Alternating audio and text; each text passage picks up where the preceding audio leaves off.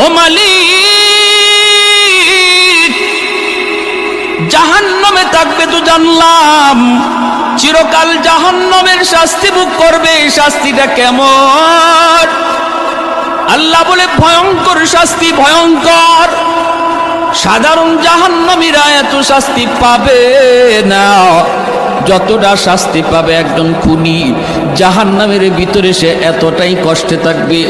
জাহান্নামের আযাবেরও ধরন আছে রে ভাই, সবার আযাবের ধরন কিন্তু একরকম নয়।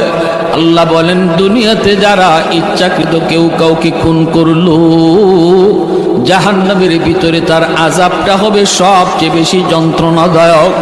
জাহান্নামের ভিতরে তার আযাবটা হবে বড় কঠিন। এজন্য ভাই একটু খেয়াল করে শুনো রে আল্লাহর গোলাম। মায়ার নবী বলেন, হাসরের মাঠে আল্লাহ আদালত নিয়ে যখন বসবে, বিচার কাজ আল্লাহ শুরু করবে, সর্বপ্রথম আল্লাহর আদালতে